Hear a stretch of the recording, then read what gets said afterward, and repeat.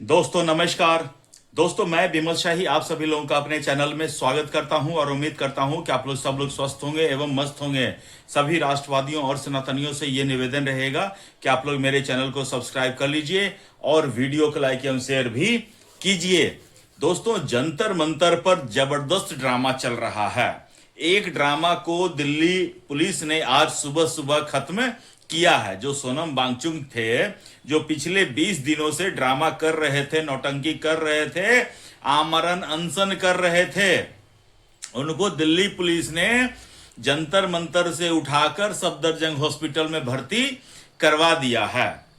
अब दोस्तों जैसे ही जंतर मंतर से सोनम वांगचुक को उठाकर हॉस्पिटल में पहुंचाया गया है, सब लोग जैसे लग रहे हैं कि उन्हें विपत्ति पड़ गई है, उन्हें मौत आ पड़ी है। सब लोग अब कह रहे हैं कि सोनम वांगचुक को उठाया क्यों। कल तक ये कह रहे हैं कि सोनम वांगचुक की स्थिति खराब है, उनको कुछ भी हो सकता है, और जब कुछ भी हो सकता है से हॉस्पिटल पहुंचाया गया तो कह रहे हैं कि क्यों हॉस्पिटल पहुंचाया गया। मतलब इस देश में अब ऐसा हो रहा है कि 20 लोग किसी की भी इस्तीफे की डिमांड करके भूख हड़ताल पर बैठ जाएं और इतनी बड़ी बहुमत की सरकार है वो इनके आगे झुक जाए और इस्तीफा दे दें। मांगने वाले कौन हैं? सोनम वांगचुक। जब अरविंद केजरीवाल जेल में गया था और उसने ऐलान किया था कि हम जेल से सरकार चलाएंगे लेकिन हम इस्तीफा नहीं देंगे, तब किसी ने क्यों नहीं भूख हड़ताल किया था? तब किसी को संविधान की याद क्यों नहीं आई? ये जिसके लिए मैं टॉपिक बना रहा हूं, ये अभिजीत दीपिके के ऊपर आज मैं फोकस रखना चाहता हूं।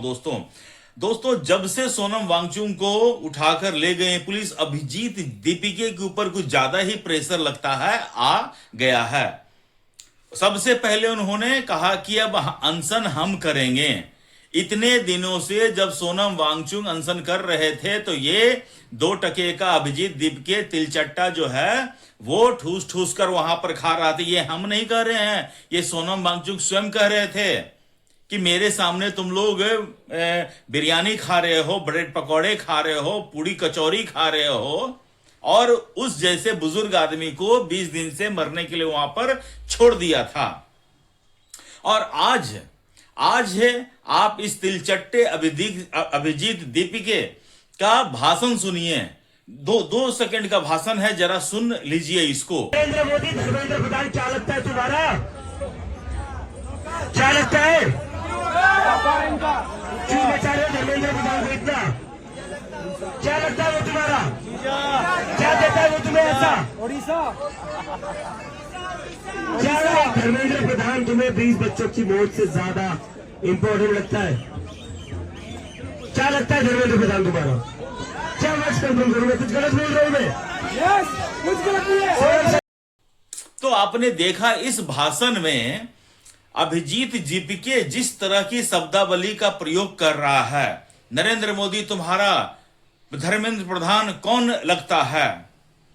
अरे अभिजीत दीपिके, ये दिखाता है कि तुम्हारी परवरिश कैसे हुई है, ये दिखाता है कि तुम्हारी अपब्रिंगिंग कैसे हुई है। अभिजीत दीपिके वो देश के प्राइम मिनिस्टर हैं, 140 करोड़ लोगों के प्रतिनिधि हैं, वो तुम्हारे बाप नहीं हैं। जिस तरह की शब्दावली का प्रयोग तुम अपने बाप के लिए करते हो, जिस तरह की शब्दावली तुम अपने मामा के लिए करते हो, अपने मौसा के लिए करते हो, अपने फूफा के लिए करते हो, उस तरह की शब्दावली का प्रयोग तुम नरेंद्र मोदी के लिए नहीं कर सकते हो। ठीक है ना? वो देश के प्राइम मिनिस्टर हैं, तुम्हारे बाप नहीं हैं। अच्छा दोस्तों, उसके बाद जब ये फ्लो में बोल रहा है, गेंदा भैया की तरह भावनाओं में बह रहा है, तो एक इसके सहयोगी ने पीछे से कहा, विस्पर किया कि भाई इतना ज्यादा बेइज्जती में बोलने की जरूरत नहीं है, थोड़ा सा तमीज में रहकर बात कर लो। तभी भी इसको होश नहीं आया, तो क्योंकि इसकी आदत है, ये अपने बाप के साथ, अपनी मां के साथ, अपने जितने भी रिश्तेदार हैं उसके साथ इसी तरह के बात करता है। और ये दिखाता है कि अभिजीत दीपिके जो है, इसकी अपब्रिंगिंग कैसे हुई है, इसकी परवरिश क्या है, ये दिखाता है। ठीक है दोस्तों मैं पूछना चाह रहा हूं कि सोनम वांगचुक इसका कौन लगता है। सोनम वांगचुक के कंधे पर रखकर तुम जो बंदूक चला रहे थे इतना दिन से, तुमने इतना दिन से अनशन क्यों नहीं किया था? और तुम्हें क्या लगता है कि तुम्हारे जैसे तिलचट्टे के कहने पर नरेंद्र मोदी जो है धर्मेंद्र प्रधान का इस्तीफा करवा देंगे? कभी नहीं, ये कभी हो ही नहीं सकता है। राष्ट्रवादी अगर मांगे इस्तीफा तो थोड़ा सा सोचा भी जा सकता है, लेकिन इस तरह के देशद्रोही आदमी तुम्हारे मन से हमारी माता सीता प्रभु श्री राम का अपमान हो रहा है। वहां पर बस नाम रहेगा, अल्लाह के नारे लग रहे हैं, भजन गाया जा रहा है, और तुमको लगता है कि सरकार तुम्हारी बात मान लेगी। अरे तुम अपनी हैसियत तो पहले देख लेते। तिलचट्टे नाम रख लेने से तुमको सिर्फ चप्पल ही चप्पल पड़ेगा। आज फिर वहां पर किसी ने इसको थप्पड़ मारा है। मुझे तो लग रहा है ये थप्पड़ इसने अपने आप को खुद ही मरवाया है।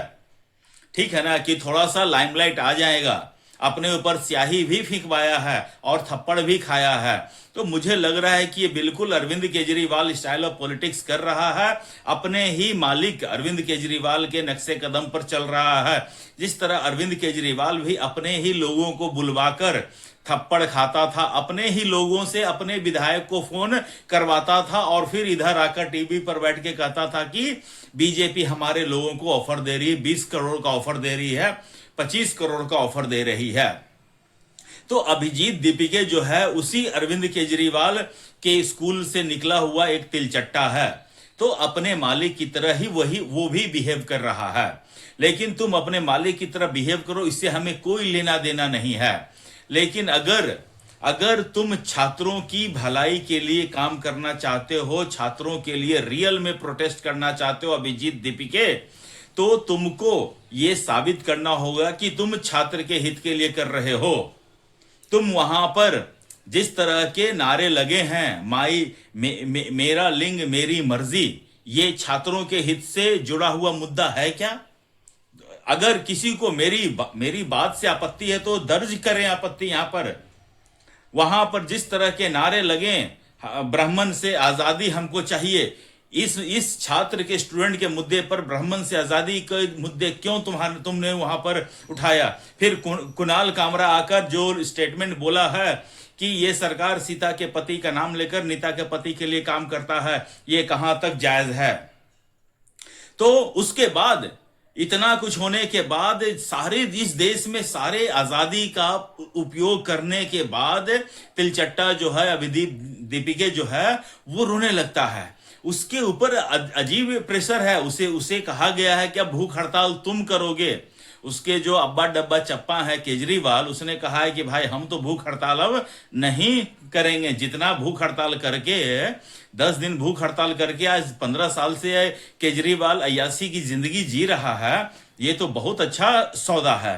तो अभिजीत दीपिके को भी उसने कहा है कि मैं तो यहां आकर धरना दूंगा नहीं, तुम अब धरना दो, इसको लीड करो। और पूरे समस्त देशवासियों से अपील कर रहे हैं लोग, ये गंजा विशाल डडलानी, ये आदमी तो इतना देशद्रोही आदमी है कि जिस लड़की ने सीआईएसएफ की जवान ने कंगना रनौत को जब थप्पड़ मारा था, तो ये आदमी ने उस लड़की को, सीआईएसएफ की जवान को कहा था कि अगर तुम्हें नौकरी से निकाल देगा तो ये उसको नौकरी पर रखेगा। इसके लिए नौकरी देने का क्राइटेरिया ये है कि अगर तुम कुछ गैर संवैधानिक काम करोगे then I will give you employment. ये इसका चाल चरित्र और चेहरा है। और पूरा का पूरा सिस्टम इस जैसे तिलचट्टे का सपोर्ट करने को तैयार है। आज मैं देख रहा था अरविंद केजरीवाल का आता है मैसेज आता है कि जिस तरह से मोदी सरकार ने सोनम वांगचुक को उठाया है, लोकतंत्र का गला घोंट रहे हैं। अरे गला क्या घोंट रहे हैं? तुमने क्या किया अरविंद केजरीवाल? जब छात्र तुम्हारे पास नौकरी लेने गए थे तो तुमने उन लोगों को पीट कर भगाया। जब केरला में छात्र प्रोटेस्ट करने गए तो वहां पर वाटर कैनन का यूज किया। और आज तुम्हारे ऊपर हो रहा है तो तुमको सारा लोकतंत्र, संविधान सब याद आ रहा है। इस तरह के दोगलापन से केजरीवाल कुछ होने जाने वाला नहीं है। जनता तुम लोगों की नग रग रग से वाकिफ है, इसीलिए देख रहे हो तुम्हारे प्रोटेस्ट में, जिसके लिए तुम कर रहे हो प्रोटेस्ट, वो आ ही नहीं रहे हैं, क्योंकि जेनजी को भरोसा है तो सिर्फ और सिर्फ नरेंद्र मोदी पर भरोसा है। उन लोगों के नजरों में तुम क्या हो ये तुम समझ लो खुद ही। तो दोस्तों आज के लिए मुझे इतना ही अपडेट देना था। आप लोग अपना ख्याल रखिए, स्वस्थ रहिए, मस्त रहिए। तब तक के लिए नमस्कार, जय श्री राम।